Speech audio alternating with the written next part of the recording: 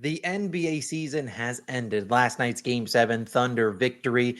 In this video, we're going to recap how we did the season. I'm going to answer some of your guys' questions. We're going to do a lot of different things, talk about our favorite markets this season, what were the most profitable markets we had, what were the worst markets, things we learned, everything in between. Again, thank you for tuning in. As always, I appreciate you. If you are new and this is your first video, I don't know how you found it here. Do me a favor, go and like and subscribe. Again, thank you guys so much for a great season. I'll probably say that 100 times this video, but we really couldn't do it without you. So anyone that's ever watched the videos, you come back as part of your routine.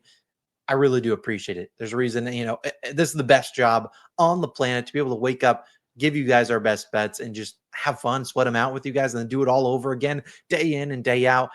Literally a dream job for me. But as for our recap of the season, I'm going to probably say similar things the whole video long, but there's some fun things, a lot of good questions you guys asked that I'll be answering towards the end of the video. But we have to recap first how we did in Game 7. It was a 1-1 end to the year. We cashed our Halliburton under, which no one wants to cash an under like that. Tearing his Achilles, honestly, just pour one out for him. Kind of really hurt that Game 7 vibe. And then SGA didn't get it done. He shot like 8 for 27, ended with 29 points. Probably should have went over, but again, a one-on-one day.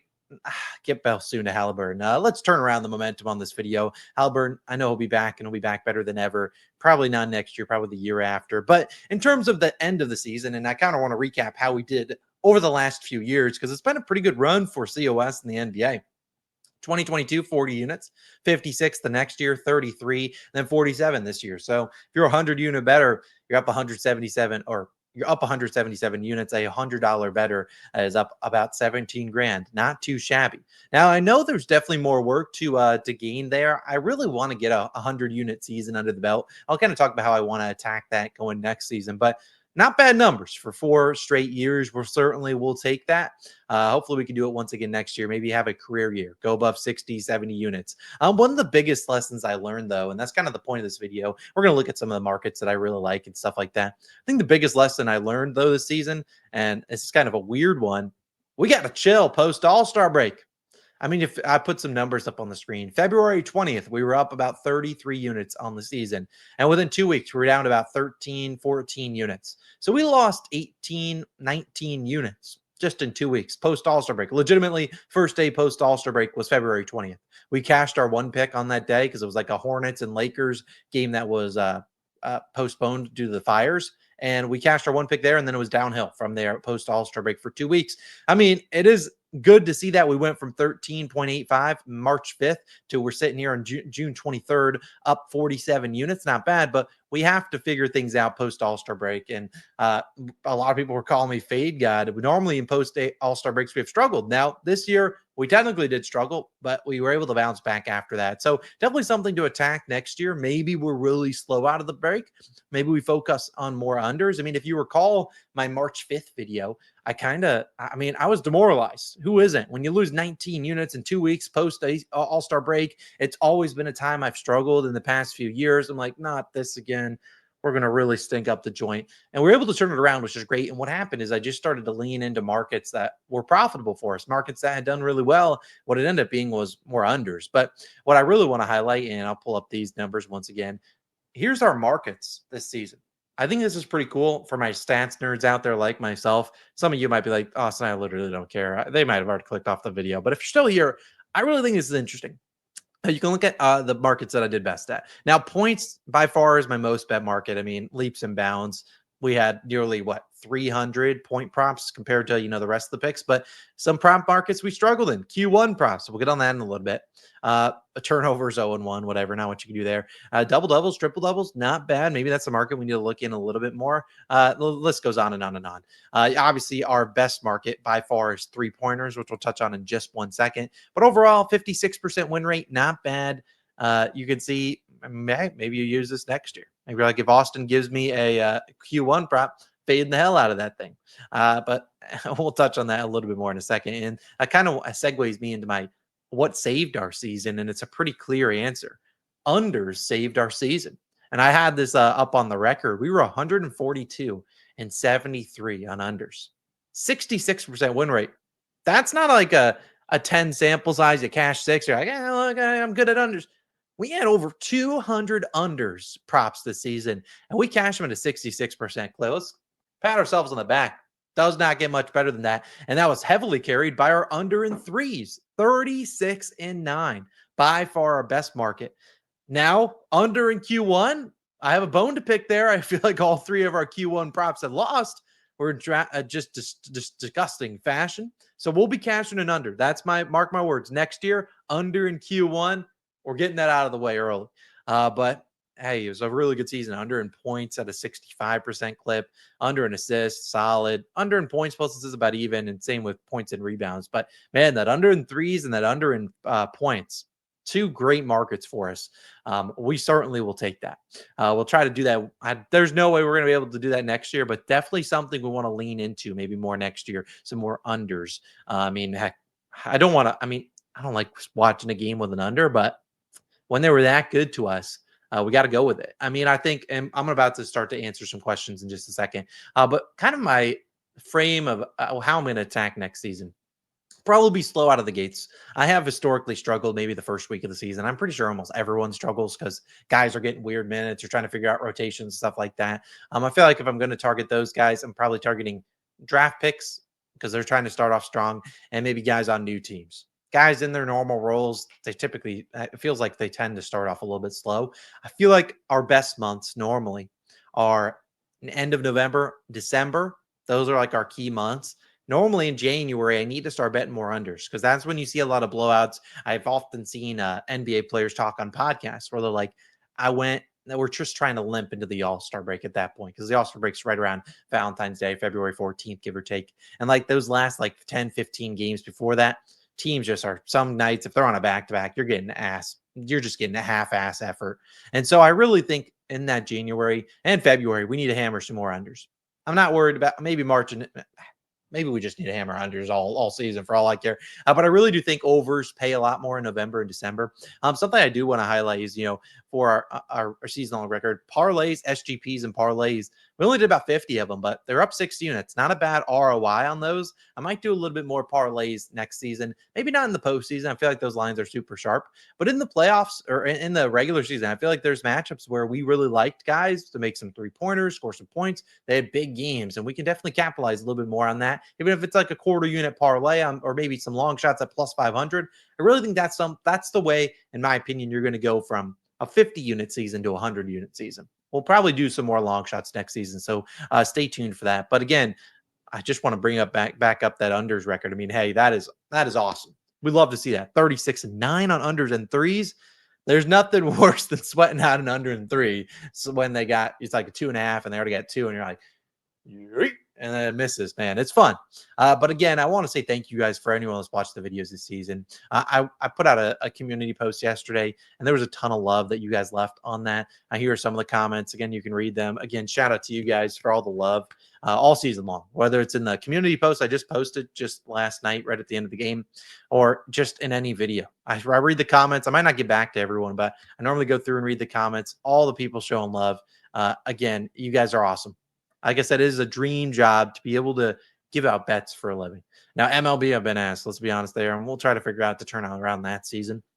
But NBA is my bread and butter. You guys know that. It's my favorite sport to bet, and it's been a blast doing it with you all this season. Pause.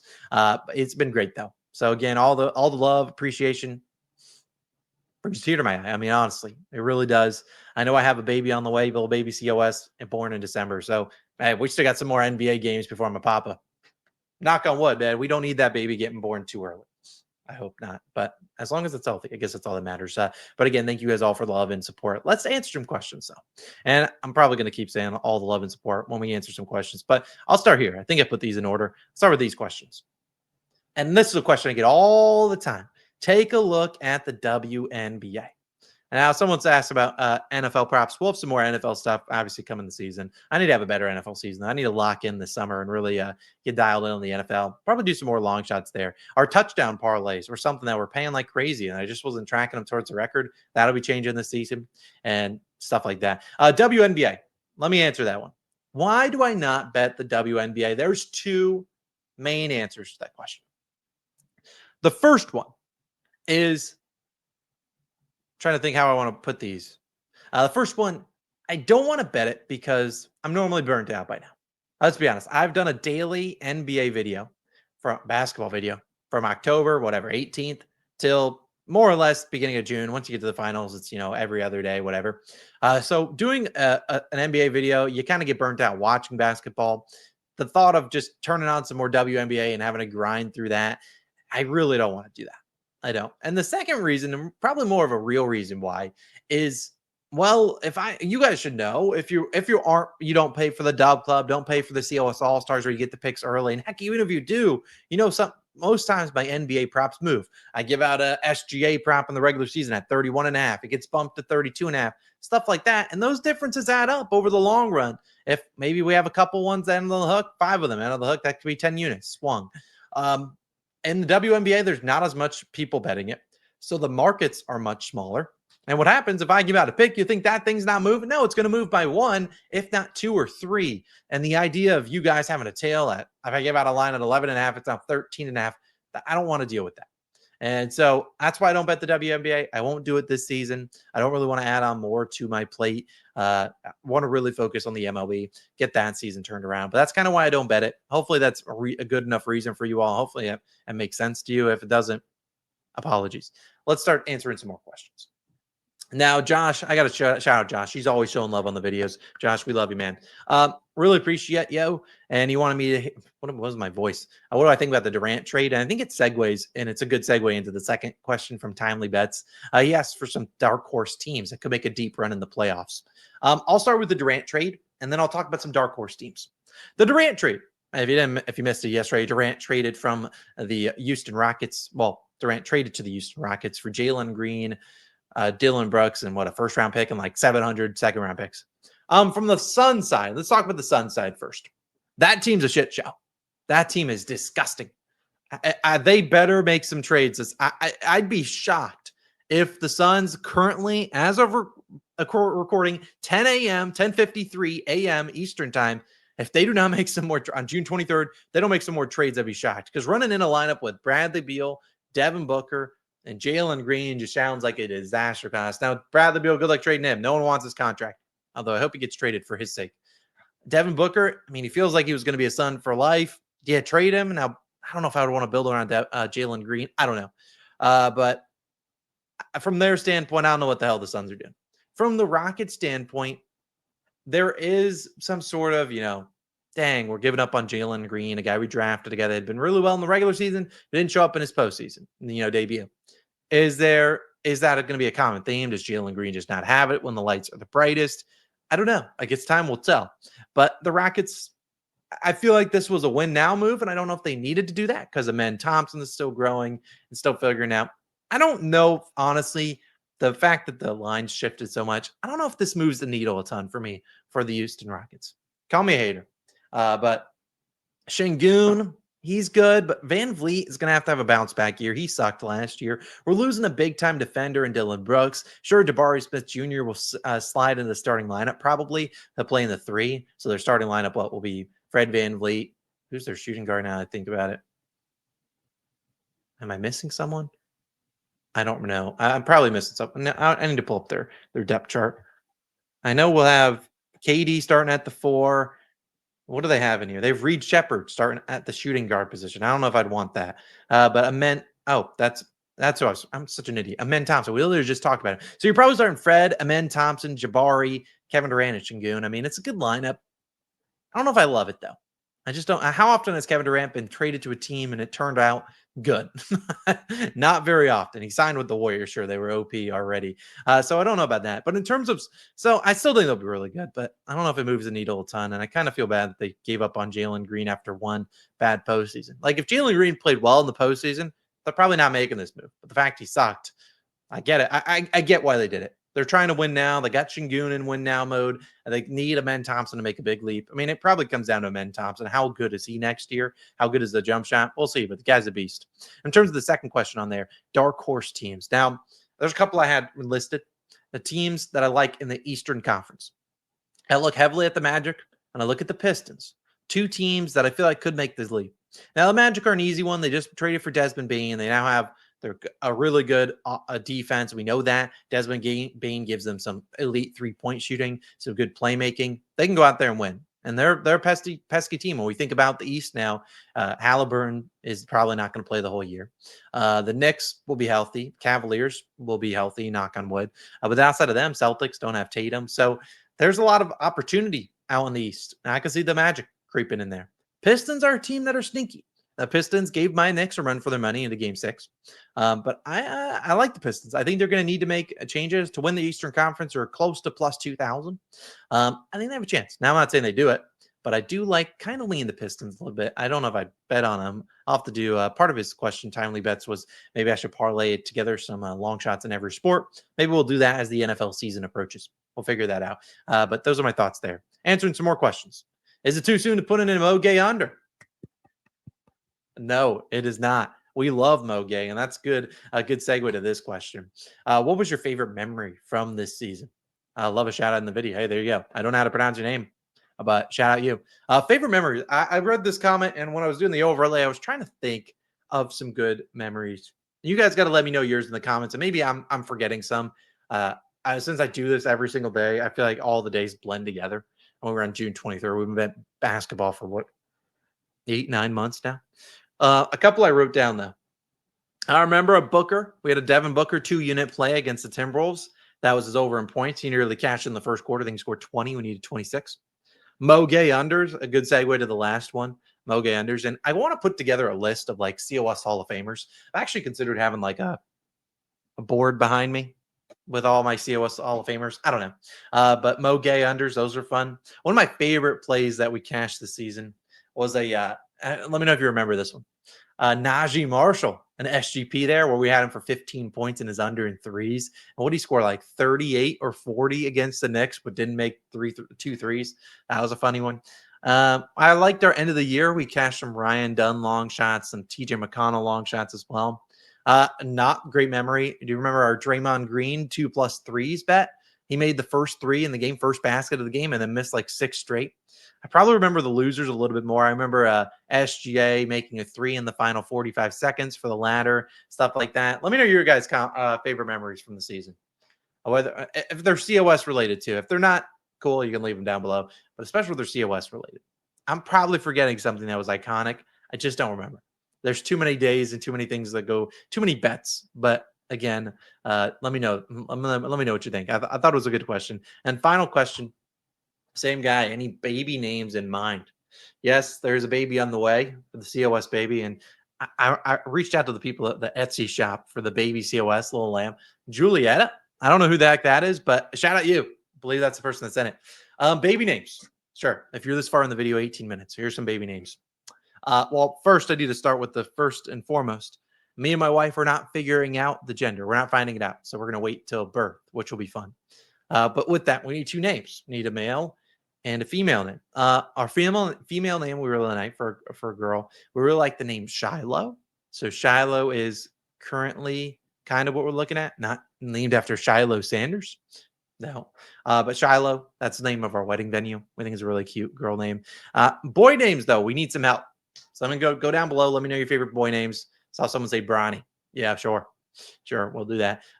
My wife really likes Summit. I'm still trying to get there. We don't really want the super basic names. We also don't need to be going out on like the farthest, branch ever. Branch, maybe that's a good name. No, she'll say no to that. But again, let me know your favorite baby names down below. We're definitely looking for boy names. Shiloh feels pretty good for a girl, but who knows? It could be a boy, 50-50 shot. We'll see. To wrap up this video, I just want to once again say thanks for a great season. Hopefully you enjoyed this video. I enjoyed doing it. And we'll definitely have to do it next year, recapping the season. It's fun to kind of rethink and just sitting through all the memories of the season, although I sucked at giving a memory. So maybe I'm not built for the memory game. But again, thank you guys so much for a great year. We cashed a lot of bets together. That was awesome. Didn't get the ladder challenge done, but that will be done. We're doing that. We're going to cash the ladder. Next year, something I actually want to say. So you see on the screen, ladders were 20 and 18. I really feel like something that hindered our ladder climbability, as I make up a new word, was tracking them as a 1-unit play. Right now, I'm tracking them as 0.1 units, which is like I'm 100 unit better. So $10 is 0.1 unit. So it's easy to track. But I feel like last year, tracking them as 1-unit plays It was good. Sure, added 2 units to the bankroll, but I do feel like it caused me to avoid my favorite reads. So, for instance, like I talked about Devin Booker, we had him for 2 units as over in points. I already have him for 2 units. I don't want to put him in a ladder challenge and risk 3 units. What if he gets injured or just has a bad shooting game? 3 units on the bankroll. That's a big kick in the you know where. So I don't think next year, I think I will track the ladder, but I'll probably just do it as a 0.1 unit play, just like I'm doing it right now. I feel like it's good to see. Well, way if you're 100 unit better, this will be kind of it'll be a pretty close to kind of our units one because the 0.1 units would be on there, and technically you're not going to win a ladder, not going to be positive on the ladder unless you cash it. But I don't know. Just I'm spitballing here. That's just something I kind of thought about end of season, which is why I haven't been tracking in the postseason because I really didn't want to double down on all my plays. But since it's a 0.1 unit play, I'm not too stressed about that. Uh, Anyways, enough yapping for me. Again, thank you guys for a great season.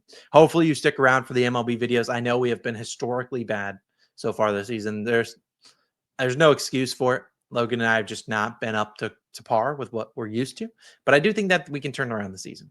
Whether that's cashing a ladder challenge, which will count towards 100 units towards the bankroll, which is basically what we need to turn in a profitable season. Or maybe we just cash some long shots. The weather's heating up. We can hit some home run plays and stuff like that. I don't know. But I do appreciate you guys for tuning in every single day. If you just started tuning in maybe a week or two ago, thank you. This was a pretty good year for us. Definitely some meat on the bone left, though. And that goes back to that All-Star break slump and goes back to maybe hammering some more long shots because I really think that's how you turn in a 100+ unit season. But either way, thank you guys so much. Again, baby COS coming in December. That'll be awesome. We'll get to experience that all together. It's going to be fun. Again, let me know your favorite memories down below. Let me know any boy, baby names, like even girl names, anything in between. Again, thanks again for a great season. If you watch this far into the video, I really do appreciate you. Thanks as always. I'm signing out for my Just NBA people. I'll see you guys back. NBA opening day 2025. I'll see you back October 21st, 2025. And for the people that check the MLB videos, I'll see you guys tomorrow morning. And for my NFL people, I'll see you sometime in September. I don't know. Either way, thank you guys as always. It's Austin. I'm signing out. Thanks again for a great season. And next year, going to be our best year. Mark my words. See you then. Peace.